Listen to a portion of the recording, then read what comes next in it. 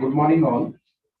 So, all participants here are requested to put their mobiles on silent mode, and we are just beginning the session in 1 minute time. Thank you.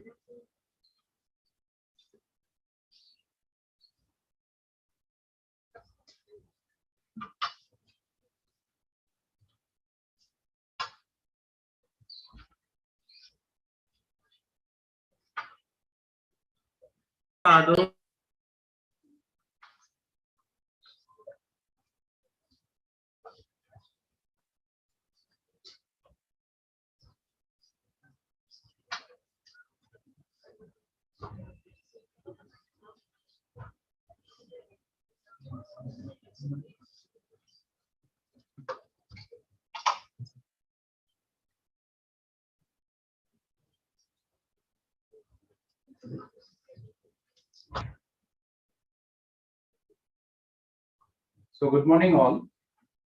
I, Dr. Murraj, Head PG Department, Meyer College of Education, deemed it a proud privilege to introduce our today's speaker, Professor Veena Giridharan, Dean, Learning and Teaching, Office of Learning and Teaching, Curtin University, Malaysia. Professor Veena Giridharan is the Dean for Learning and Teaching at Curtin, Malaysia. After completing a 5-year tenure, that is from 2016 to 2021, as Deputy Pro Vice Chancellor at Curtin University, Malaysia. In her role, she reports to the Pro Vice Chancellor and provides academic leadership to Curtin, Malaysia, with a particular focus on academic operational efficiency. She attained a doctoral degree in applied linguistics and education from Curtin University, Western Australia.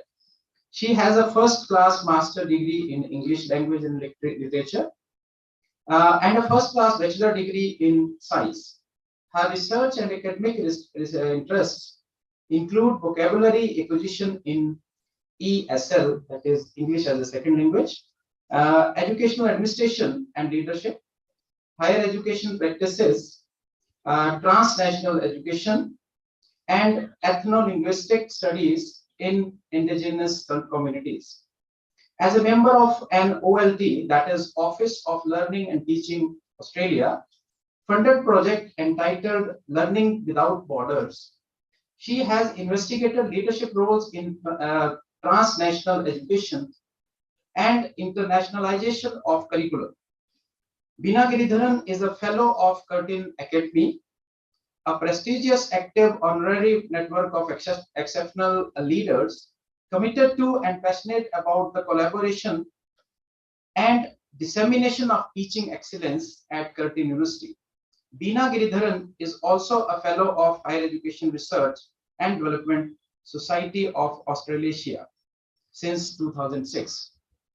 Her title of the keynote address is Reimagining Higher Education, Technology-Enriched Learning and Teaching and Assessment.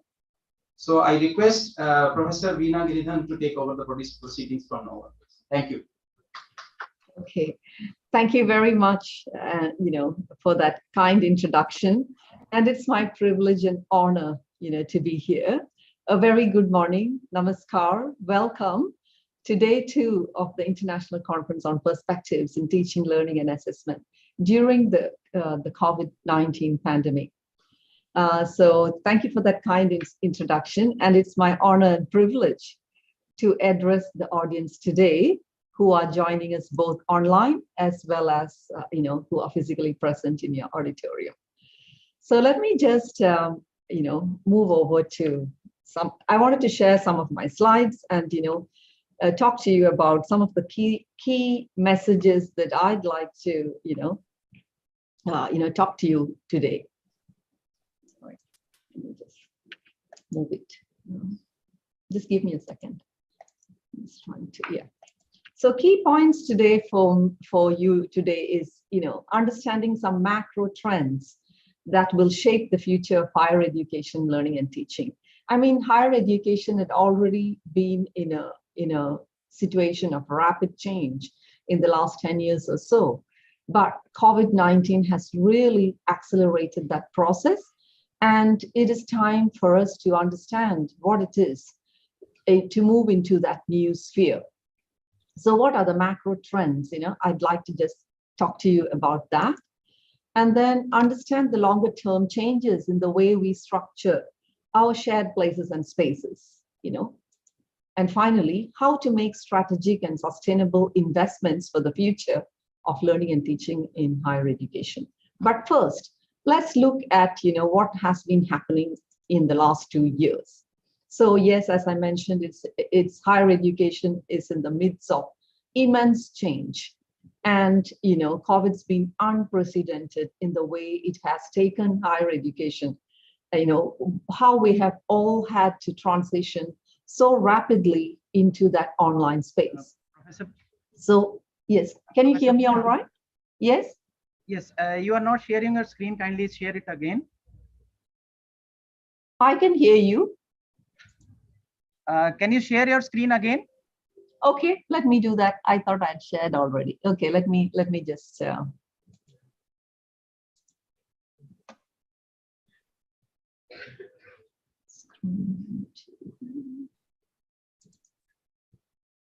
Is that clear now?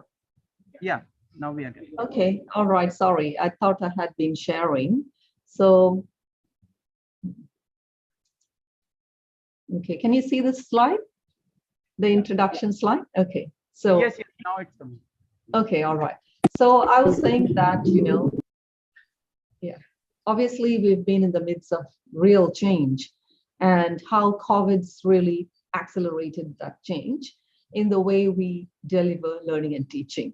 Obviously, there was an upsurge in the use of technology in teaching and learning, because that's the only way we could connect with our students. But what is there to look forward to? I think the future is about reimagining those changes into long-term realities. So how do we take that opportunity and the learning experience we have had to secure a much stronger and vibrant delivery of learning and teaching for the future? Because I believe that the rapid transition may have not been ideal, in the sense that not all universities were equipped with digital technology. Not all students had access to digital technology. So there were lots of challenges and problems to overcome. But now that we have the experience and the know-how to do this in a much better way, because it was experiential for most people, otherwise they were just talking about, online learning. But many universities had already anticipated not the pandemic, but the preference for online learning. Because even students who are coming to campus and having a face-to-face experience love to have that. Sorry, I'm here. I'm getting a lot of feedback. Can people just mute? If participants could just mute.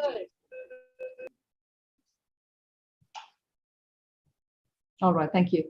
So, so it is about understanding the changes. It's about establishing the right infrastructure and the training. It is not so easy for academics who have been teaching in a very conventional and a very traditional way to just migrate suddenly onto the online space and then be able to use the technology to engage with learners. So how do we do that? And how did we do that? So I can share some of the experiences of Curtin University. Okay, so obviously we know that higher education is never going to be the same again.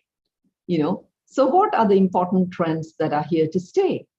I mean, even like yesterday, I was having a serious consultation with students from the degree and postgrad programs, and they said that coming back, to campus was very filled with anxiety. They had already been really happy with the online experience, although they love the campus and they love the facilities. So, they had mixed feelings about coming back. So what happened is that in the last 18 months or so, at Curtin, we had been fully online in Malaysia in particular, because the situation was quite, quite challenging with the COVID, and the government had mandated procedures to move into rapid movement control orders, which means that, we weren't allowed a face-to-face teaching. So how did we do it? Well, we had embarked on something called Learning for Tomorrow at Curtin University, which is an Australian university. And I was in Australia as well. But I'm seconded to the Malaysian campus. So how did we do that? In 2013, Curtin came up with this Learning for Tomorrow concept, which meant that learners should be able to learn and join the university from wherever they wanted to, and they could have the option to come and study in person at the different Curtin campuses that Curtin University has. For example, the Malaysian campus is the largest offshore campus. We also have campuses in smaller campuses in Singapore, in Dubai, in Mauritius. So, and students at Curtin can, and of course the largest campus in Perth, and students can actually transition between the campuses based on, their preference.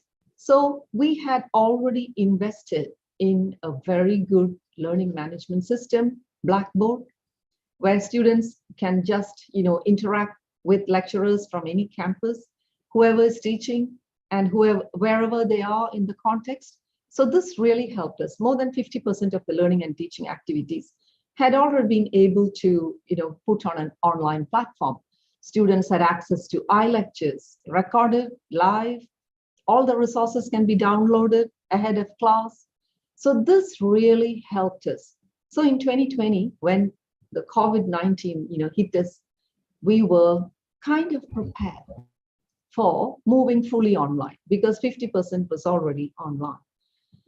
So how do we continue to use that experience to further, strengthen our position as academics? So we know that higher education will never be the same again. We know that there is no going back because students have already understood that they can work, they can study, it's kind of, they don't have to travel so much. Maybe they could come sometimes to the campus and avail of the facilities. And so it's like a preference, it's personalized, it's flexible, and that trend is really going to continue. So, and one thing we learned is during the pandemic was that not just universities, but organizations moved to remote work. And, and we need to understand what remote workers need, so flexible work arrangements were necessary. Do you have the, the gadgets and the equipment? So institutional leaders, now that we've been in such a situation, we never know such a situation could return. There could be new challenges that can emerge. We should use this experience to plan for the future. So institutional leaders, we need to rethink important aspects of culture and operation. So what sort of facilities are available on campus? Do we need all that space? Can we allow some flexibility in the way we work, but also focus on continuous staff training and development. I think this is key, because if you can't, the university can have a fantastic and vibrant vision, but in order for the vision and mission to be carried out, you actually need the staff to do it. And you must enable and empower your staff to do that. So how can you do that? So let's see some of the, some of the major issues that have come up. Sorry, I need to, yeah. So we know that new pedagogies and learning models are emerging, So some of the buzzwords that we heard, like high flex, it's high flexible, blended learning. People were already doing blended learning a very long time ago. We have equipped all of our facilities now with hybrid learning facilities, which means that staff can go to the classroom and teach with some physical students face to face, and all the students who are travel restricted or in overseas countries who are not able to come still because of some regulatory issues can join classes live in real time. So flipped is nothing new, in a flipped classroom delivery, you can upload all of your learning resources, your lectures on learning management systems, and ask students really specific questions. And they can come to class really prepared after they have read all of your materials and they know what the session is going to be about. Synchronous, yes, you can do that if you're in the same time zones. We are very fortunate that Australia, Perth and Miri, where I'm currently located, is in the same time zone. So we have, our campus has joint lectures, joint teaching. Students from Perth can come into the distributed learning rooms that we have in Miri as well as in Australia and have a continuous interactive learning and teaching for the whole semester, where students get to know each other. They can do the assessments together in teams, and that has already been practiced. So we are moving into that phase where the virtual and the physical needs to meet, and we need to take advantage of that opportunity. But like I said,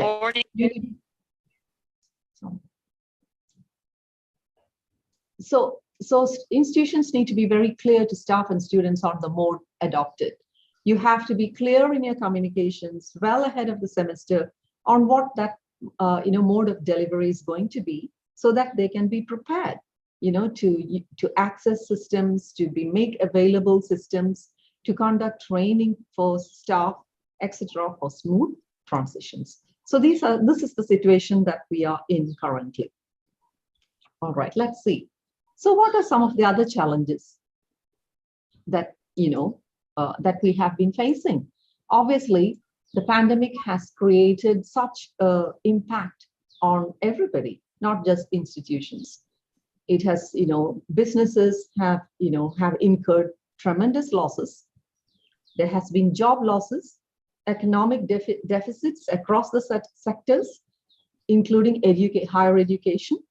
So in the face of declining enrollments and inflations and rising costs of living and tuition fee, the fees have been going up. So higher education systems need to have long-term investments in technology infrastructure. So this is a given. There is no going back from where we are, Although the pandemic, we have entered an endemic phase now. So the government has declared, have opened borders, have reduced a lot of restrictions.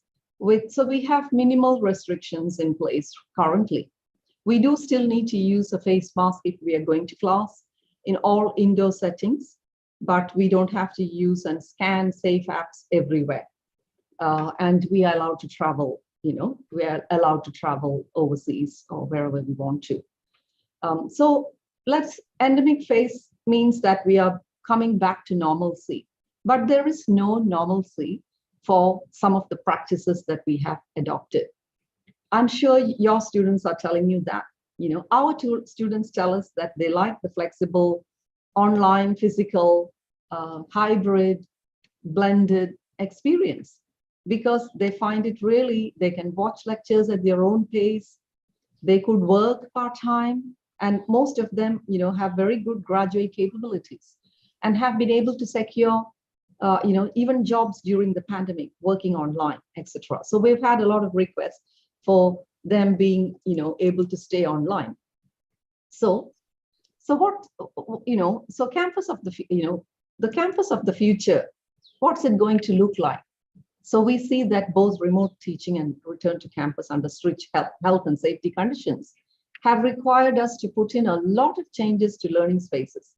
For example, I just mentioned to you, all of our learning and teaching facilities have been equipped with hybrid learning facilities.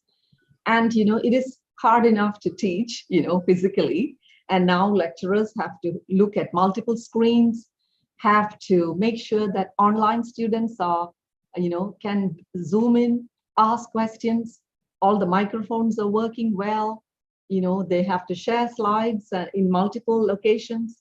So this has really asked us, so in the whole of January, we were so busy doing training for hybrid teaching and learning, and the last 2 years we had been completely, almost in 18 months, we had been completely online.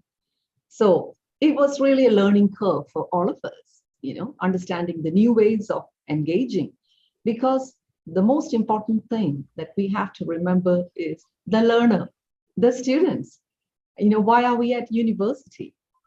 What is the purpose of university?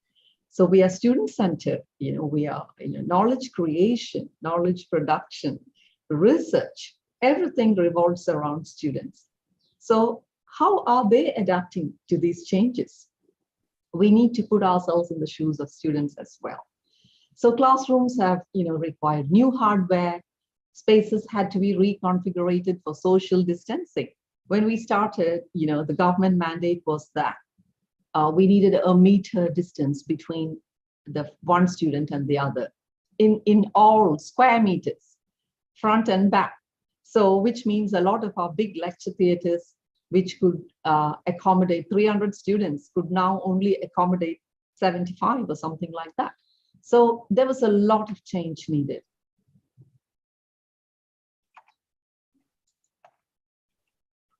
So what are some of the key, issues like the coming up following the pandemic? So I think we need to take our experience from the pandemic. First of all, social. So reshaping of lives around more online and remote modes of living, working, and learning. All of us are doing that, the staff as well as the students.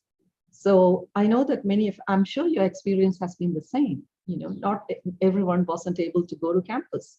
So you were working remotely, and now you're coming back. And how are you doing that readjustment? Technological change. So the use of learning analytics. So it's not just using technology, but using technology in the way that it can identify what were the issues. It can identify how learners are engaging. So learning analytics has become a real important element of the digital technology usage. Like, for example, I mentioned that the learning management system that we use is Blackboard. So our classes are using Blackboard Collaborate. So students can only students enrolled will be able to enter the classroom, enter the virtual classroom. And you can do a number of activities. You can allocate students into groups. They can write on whiteboards. They can do chat. They can speak, like not physically, but, using volume and everything. And, so that we can see what they're doing. So the analytics will show how many times students are accessing the lectures, are they responding to discussion questions? So there's a whole of data of how students are learning. So this actually helps the university to understand where to invest, what are the issues, what are the challenges faced by students. And so using analytics and big data to improve student outcomes. So what is the value proposition for students who are paying fees and coming to your university? So we need to use, and now we are automating the services of the learning management systems as well. So it's all, everything undergoes upgrade, and the lecturers doesn't really need to think about, oh, I need to change this or change something manually. So there's a lot of, because it's not just about teaching, it's not about sharing resources. but we have all of our assessments inside Blackboard as well. So students can upload their assignments. We mark in the grade center that is inside the learning management system, and students can know their results. They can access their results as themselves. So all of this is really a whole infrastructure that is needed for the digital technology and usage. But we also need to think about how we are using our resources. We have to use our resources are always limited. We know that, regardless of how big or small universities and institutions are. So we need to understand the economic situation. Although things are picking up now, many families lost jobs, and return on investment of the college degree is being scrutinized. Students are really looking at what is it that I will gain with a college degree. Can I go to work without a degree and learn while I'm in the job? Many students will choose to do that instead of coming to college and university directly after their high school. They may choose to work and learn, and make sure that they can actually be in a much stable financial position. And as universities, we need to understand all of this, because our planning and strategic initiatives are based on expected student enrollments. So we also need to look at environmental factors. So we need to review physical campus and integrate accessibility needs for a sustainable, continuation of higher education. So, and one of the things that's been happening, particularly in Malaysia and in Australia, so I'm just sharing what's going on. And this is, there's been a surge in the increase in sustainable development goals. And I'm sure your university is doing the same thing, because the United Nations Sustainable Development Goals, the 17 SDGs, is everyone scrambling now to do the plan, because we were set back 2 years because of the pandemic. And the plan is for 2030, which doesn't leave you much time. We're already in 2022. So all of us are now, really busy looking at how we can include, because higher education, access to education is one of the key SDG. So we are also looking at how that's going to impact our future. So because we do contribute to the success of SDGs in 2 areas. So first is, now we have also integrated SDGs into the curriculum, because the students are the ones that's going to use them in their personal and professional lives. So also research that is carried out will impact these applications. Okay. So let's see. So I'll just talk about a little bit about the effective online pedagogy and what we did as well. So an effective online pedagogy is one, like I said, students come first. And how do we engage with them, make them more, active? Because without their interest and motivation, all of our efforts are not going to, is in vain. So we need to be constantly engaging with them. So we need a social and a teaching presence online. So how can we do that? How can we become really like a guide on the side, not the sage on the stage anymore? That is a very traditional way. Lecturers are more like facilitators now. We assume that students read, they are critical thinkers. We give them authentic learning experiences. We bring case studies, so relating the discipline to real life. How do we do that? And in the social and online space. So it's very challenging, but we have to do it, because otherwise we lose track. So having a social and teaching presence, and we really focused on training for this at Curtin while we were online. So how did we do that? I just wanted to share some things, and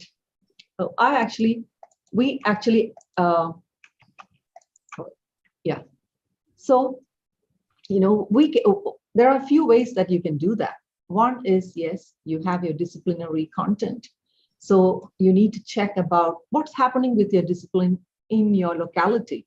If you're in chemical engineering, what's new in that area? How is your community looking for solutions? So what are some of the problems in chemical engineering? So I think it is not enough for academics to just stay where you are with your knowledge, but constantly look at what's happening with your discipline in the latest, and bringing your research and knowledge of the real life into the classroom. This is really, really important. So content areas like hard sciences, physical sciences, you need to do a lot of homework and preparation. Online requires more preparation because you need to have your videos ready, you need to have your content ready, and it is not so simple as going to a physical face-to-face classroom. So what are some of the technology inclusions? So having cognitive cues, like for example, the system that you're using, like we're using Zoom now, and I know that Zoom has a lot of functions. You can key in your chat message, or you can show that you have a question. So using those and telling your audience that they can do that, all of that is very helpful. So let's have a look at some other things.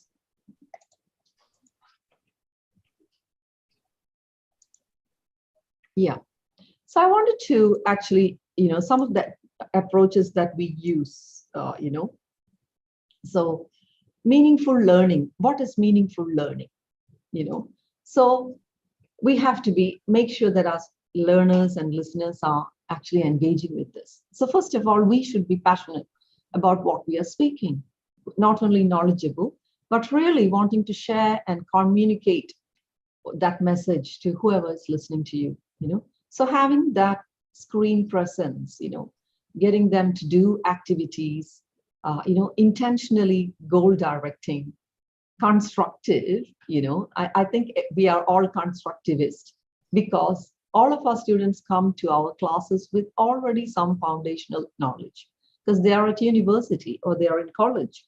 So they come with a lot of knowledge. So understanding what they know, what they already know, and building on that. That is constructive. That is a constructive approach. And like I said, authentic. We need to make our learning connected to the real world. Because in the end, they need to use knowledge and experience from the classrooms into the workplace or into their entrepreneurial, ventures.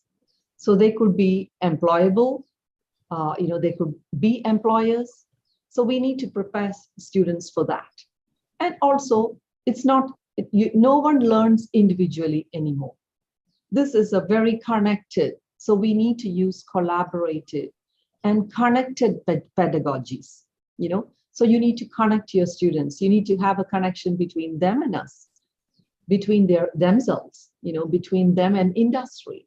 So all of this is incorporating a very constructivist approach to design and implement online learning, okay? So the learning never stops, right? Even after the session, they can come to you. We dedicated 6 hours a week. Every lecturer had 6 hours a week that they have their own personal meeting rooms, virtual, where they will just sit in the room. I mean, they're sitting on their, next to their computers, and students can just walk in virtually and have a one-on-one discussion with them based on any of the lessons that had already been conducted. So I think that social, that cognitive experience is so important so that students stay connected to you, okay? Yes, and I think this is one image that is, this is not new. It is as old as 2006, but I think everybody was scrambling and looking at this TPAC diagram. So, it was really found the conceptualized by Mishra and Kohler, researchers from Michigan State University. They created this TPAC in the absence of other sufficient theories. So let's have a look at this theory. You can see technological and pedagogical and knowledge coming together. And we really needed to use this while we were in the COVID space, So we need pedagogical, that means how to teach, right? Learning and teaching, how learning and teaching is delivered. We also need to be content or discipline experts. So, if a person is a chemistry expert, yes, you need to have the highest knowledge in that. But it's not enough anymore. Content alone is content is no longer king. Let's put it that way. Content is ubiquitous. Students can find content anywhere. The best universities are putting all their curriculum for free online. There are MOOCs and there's anything. Content is easily available. So we need to know how to convey that knowledge, how to get students to embrace that knowledge. So that's the pedagogical, understanding.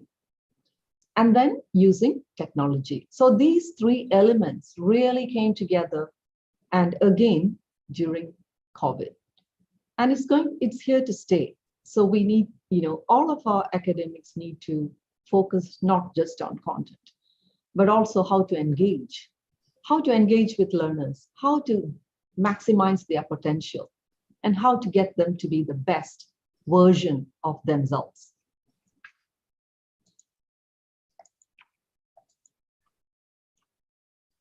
So yes, and having said that, because this conference is also talking about assessments, and what kind of assessments are we doing? What does assessment look like for your students?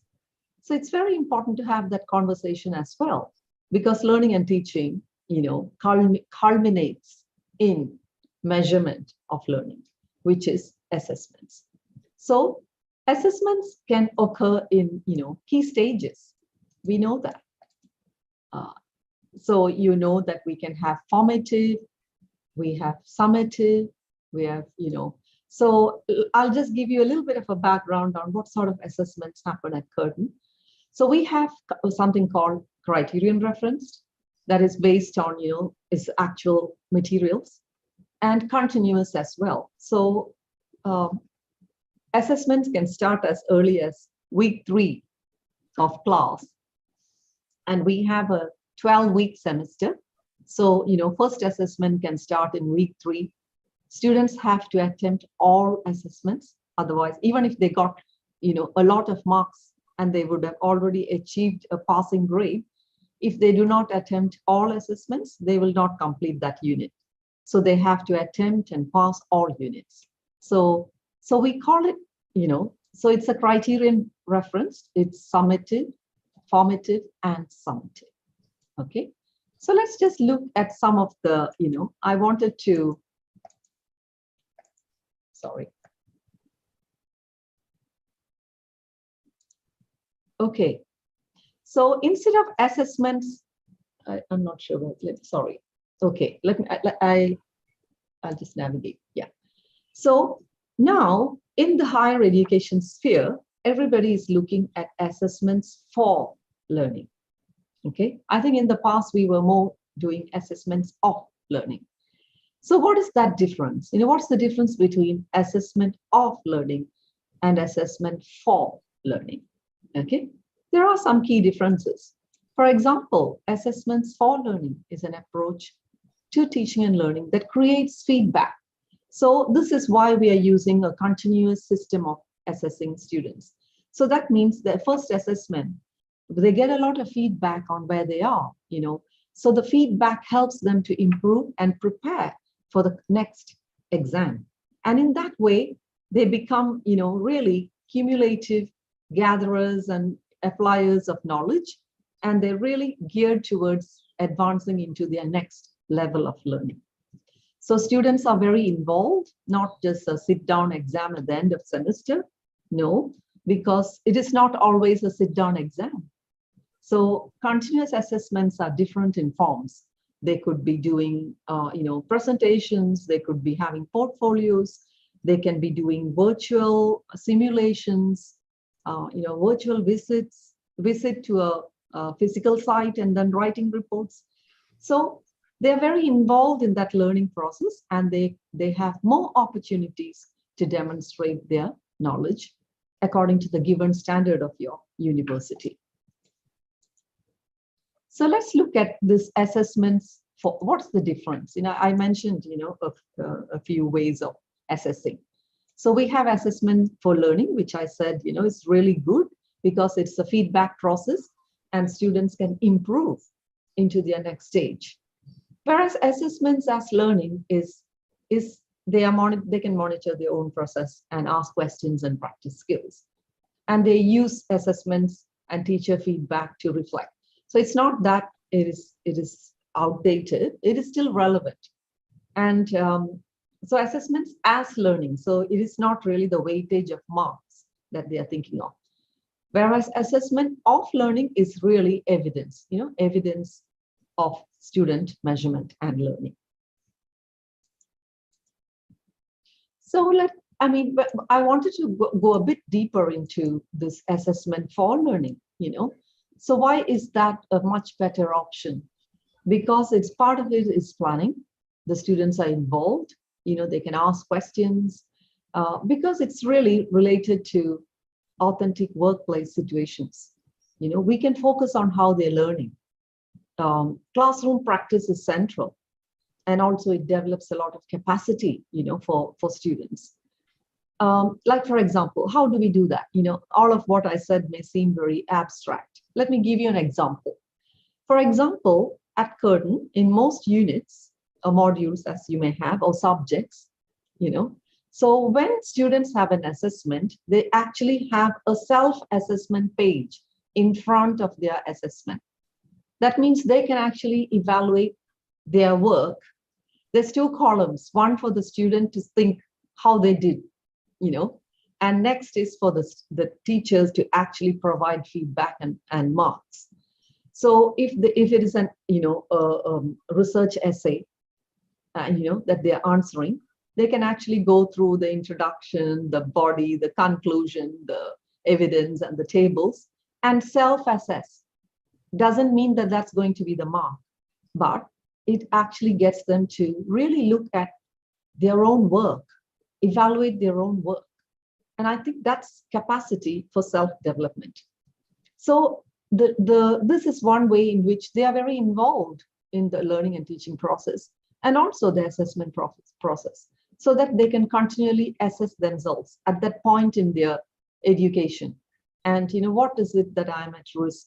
So we are doing continuous assessments because we can identify students who are at risk of failing, even from the first assessment onwards, so that lecturers can have a chat with the student one-on-one and tell them, oh, I don't think you're performing to my expectations or the expectations of the unit. You have the capacity, however, you're weak in some of these areas. And having that feedback really is useful for the student. They can take that feedback and look at what is it that they need to do in order to perform to the best of their abilities. So I think assessments for learning is more of a contemporary practice, which involves the students and gives them some input into their own learning and teaching practice. So there's more on that slide that so it helps learners know how to improve. They become very professional in the way they interact with the academics, and it helps you achieve your own goals as well for the unit and for the subject. It is very motivating, although they feel it is constructive or it's critical, but they should be able to take that constructive criticism and become better. So the next, I just wanted to talk to you a little bit about what we did, what we did during the pandemic, and then I'll stop, and we can have a quick Q&A. So what I did in March of 2020, on the 18th of March, we had to migrate online in 3 days. The government, the Ministry of Higher Education gave us 3 days. No coming to campus, no even going out of the house. So it was really, really challenging, but like I said, we had already been embarking on that digital network and digital enrichment of our classrooms and the workplaces as well. So lecturers can actually sit in, anywhere and then engage and log on to systems. So that was all the baseline. But I established a community of practice for blended and online learning. And we had 153 staff really join it. And we had dedicated sessions, all of it conducted online at regular intervals. I think we had about 8 seminars in a year. And this allowed us, so I used to, work with the faculties, identify what are the challenges that lecturers faced. Many of them didn't have all of the technology that, were beautiful. Some of them invested in lots of technology themselves, but not everybody had the means and the know-how to use these technologies. So how to use technology in a way with basic, facilities provided. So we identified what are the challenges, and we had lecturers sharing in each session. 3 or 4 lecturers would share their challenges and how they overcome it. And then, all the rest of the staff can, so 30 minutes of talk and 30 minutes of really everyone turning on their videos and having that conversation. So I think we did that continuously for 2 years. And I'm continuing to do that. I still have physical and virtual seminars being held. And we also have our colleagues from Perth joining us. So it's really a community of scholars and practitioners talking about what are the real issues in higher education and how can we overcome these challenges. So, I just want to share with you the frameworks that was applied. So yes, it's a lot of debate, debate, planning, problem solving together, So some of them said, because for example, in the classroom, let me give you some examples. In the classrooms, we have all these writing tablets, So that means the camera can act even while we are teaching physically. So the lecturers can write on that tablet and it will, be beamed on the screen, on the, blackboard or whiteboard or whatever, so that the whole lecture theater can actually see what the lecturer is writing, right? So in a big lecture hall, students can't see the whiteboard. So you actually need to, blow it up. So we have these writing tablets and things like that in our physical classrooms. How to replicate that, in your home? So, so we came up with simple solutions. People shared, like mathematics lecturers, economics lecturers use a lot of problem solving. So they needed, more gadgets and more softwares. So there were a lot of software that's available out there that are for free, for example. So staff started sharing this, and lecturers, picked it up. So it was a fantastic community that we supported each other and, capitalizing on each other's strengths and working with each other's weaknesses, and then actively contributing to a learning environment. So we did that. And I mean, I'm pleased to let you know that I actually presented 2 papers on this in Spain recently. So we had a really interesting outcome from this community of practice. It is not without challenges, but if you don't try, there's nothing you can achieve. So we have to try. So yes, and I came up with the 3 important elements is teaching presence, social presence, and cognitive presence. Because teacher is someone they trust. So, you taking responsibility to make sure that your learners are engaged, your learners are getting all the learning outcomes that you promised them, and how with your social presence, you can motivate and continue to guide your students, So we need to develop that environment of trust where your learners will ask questions, in that virtual space and really come and work with you in order to improve their own understanding. Yeah. Okay, so I think I'm just coming to the end of my presentation. This is just some of the literature, on why community of practice is important and what it can do to, engage and support academics. Okay, last one. So what did we do with assessments and how? We can't have, big physical classrooms. And how do you validate your exams and make sure they're fair and equitable? Is it your student who is writing the exams, or is it somebody else? You can have imposters. So yes. Your slide is not visible. Are you presenting slide? Because still we are on the Oh. assessment for learning. Yeah. Thank you. Okay, sorry. Yeah, I'm sorry. Yeah. Can you see now? Not yet, not yet. Oh, Just click on the particular slide which you are displaying. yeah. I mean, this is one I'm talking about, like validating and provision of fair and equitable practices.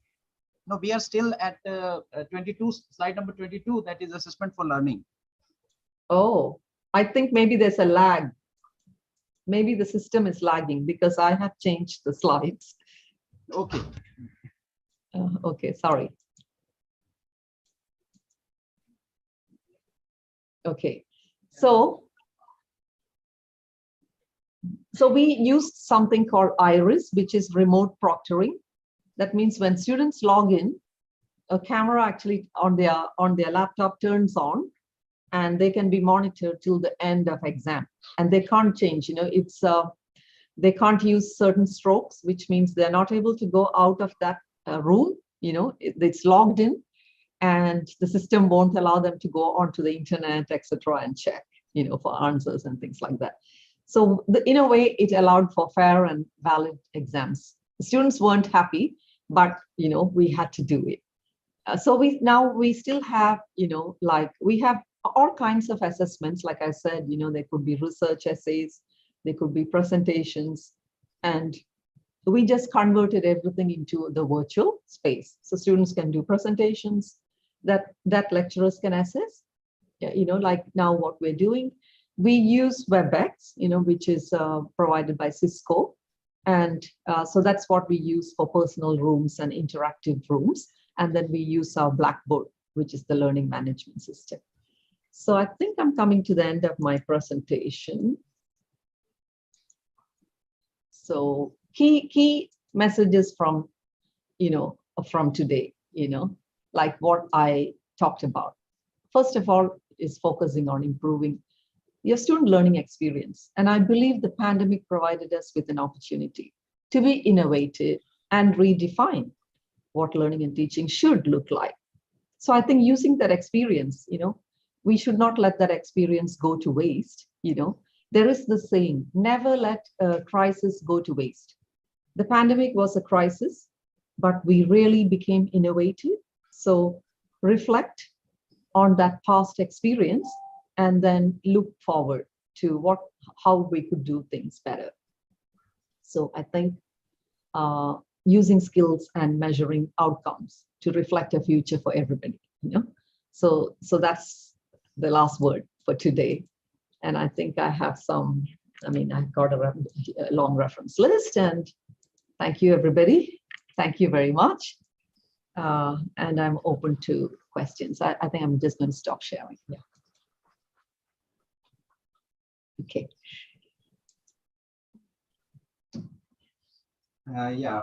Thank you, Professor Veena, for deliberating upon a topic which is very, you can say, very much required in these days. And there are some queries from the participant, so I want to ask those.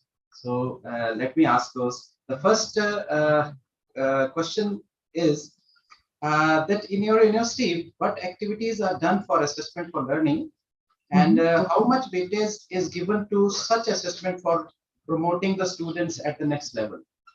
Okay.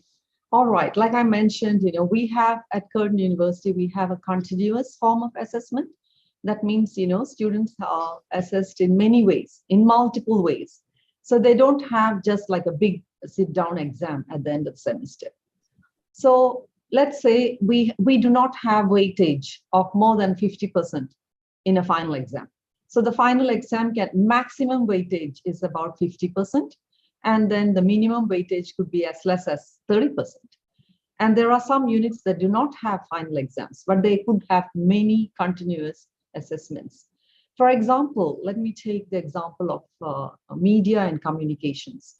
There are no final exams in a unit like that because students have to do documentaries, they have to do storyboards, they actually have to publish real examples of what they had learned. so that the standards can be evaluated, So it's a lot about demonstration. I hope that answers your question. Yeah. Yes, thank you very much. The second question is that what is the future of hybrid learning, and do we require to have physical campuses in future? Yeah, good question. Yes, I think this is a really, it's something that we all need to think about.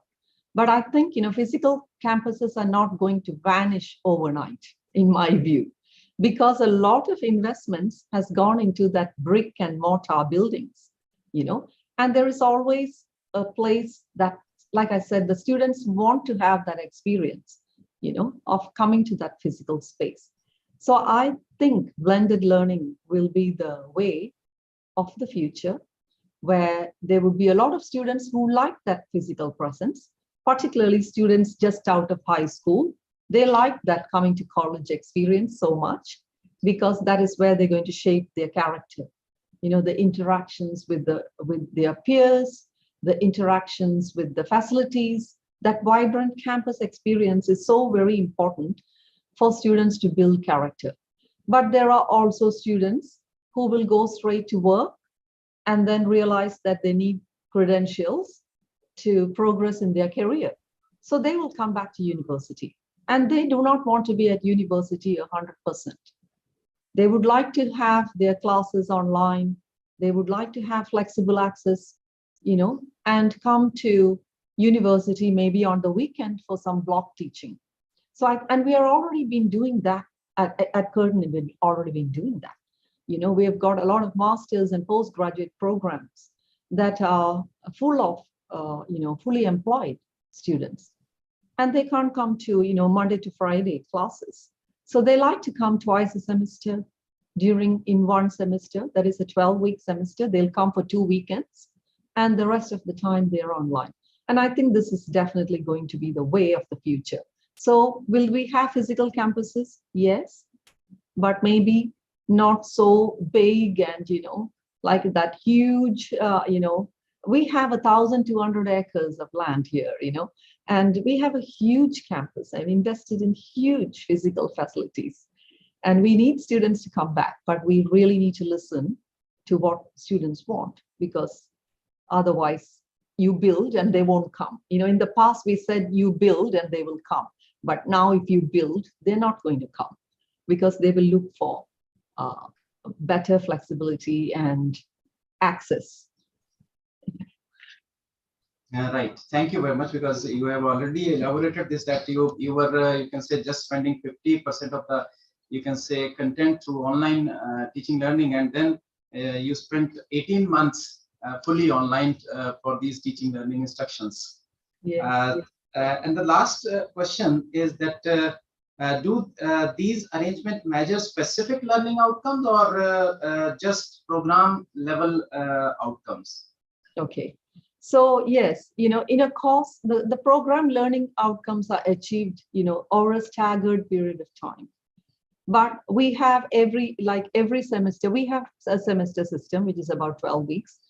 We do have trimester for postgrads, but for an undergrad course, we have 2 semesters. So in a semester, students can only do 4 subjects.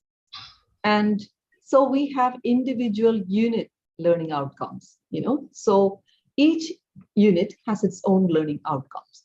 So the assessments are targeted to achieve those individual learning outcomes. And then we look at the end of the course at the cumulative outcome measurements. Like, for example, we have a course weighted average for the student. So we have semester weighted averages, and we also have course weighted average. So that tells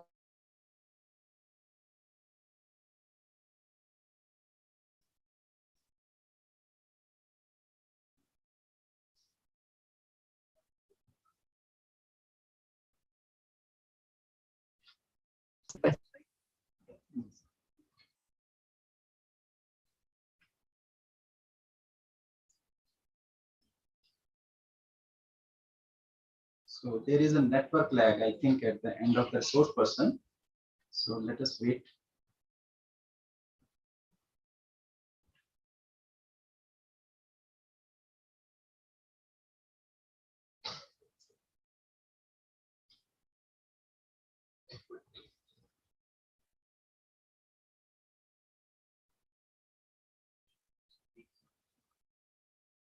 So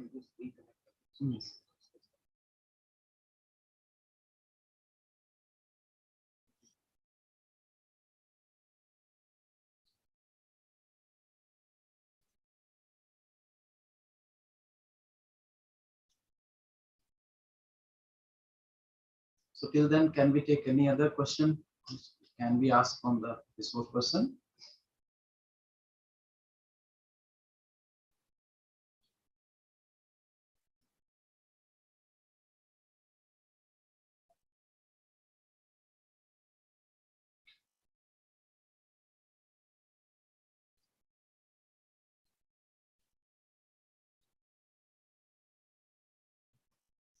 So can we welcome the next person?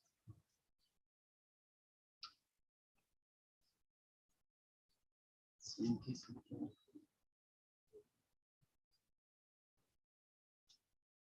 we change the recruitment.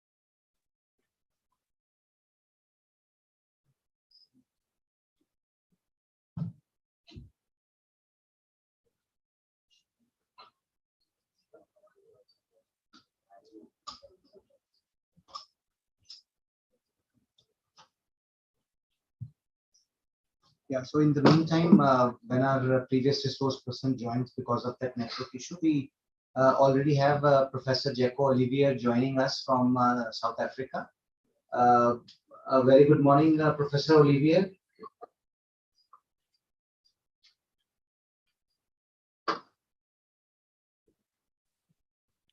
Good morning. Yeah, good morning. So we just hold on for a second just to see if the previous resource person could reconnect. And then we could, start your session in say about 5 minutes time. Is that okay with you? That's perfect. Thank you very much. Yeah.